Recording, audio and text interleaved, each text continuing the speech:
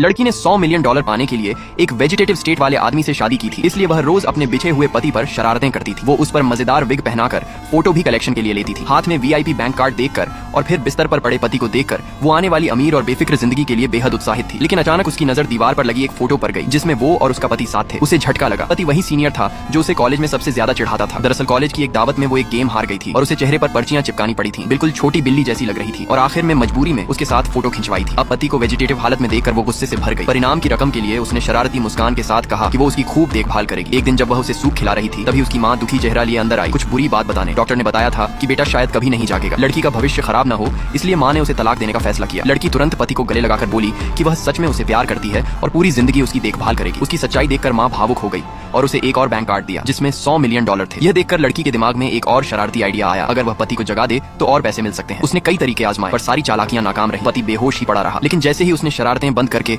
उसके लुक्स की तारीफ करनी शुरू की, उसका दिल तेजी से धड़कने लगा। उसने उसका सीना छुआ और घबरा गई। नीचे देखा तो पता चला उसने ऑक्सीजन की ट्यूब पर पैर रख दिया था। घबराकर उसने तुरंत सीपीआर शुरू कर दिया। वह सांस चेक करने के लिए उसका मास्क भी उतार बैठी। अगले ही पल वह अपना चेहरा पकड़कर हक्की बक्की रह गई। उसे पता चला उसने बहुत बड़ी गलती कर दी है। घबराहट में उसने ट्यूब दोबारा नहीं लगाई, बस मास्क पहनाया और वहां से भागने का फैसला किया। सामान पैक करते हुए वह बड़बड़ाती रही कि सब इतनी बुरी तरह कैसे बिगड़ गया, मगर उसके पास सोचने का समय नहीं था। माँ से पहले उसे भागना था। जैसे ही वह एक कदम दूर थी, माँ उसके पीछे आ खड़ी हुई। लड़की को लगा उसका राज खुल चुका है और अब सजा मिलेगी, लेकिन माँ ने बस कहा कि खुद को मानसिक रूप से तैयार कर ले। लड़की मन ही मन भगवान से दुआ करने लगी। तभी माँ मुड़ी और उसके पीछे उसका पति खड़ा था। उसे बिल्कुल स्वस्थ और जिंदा देखकर लड़की इतनी शॉक्ड हो गई कि बोल ही नहीं पाई।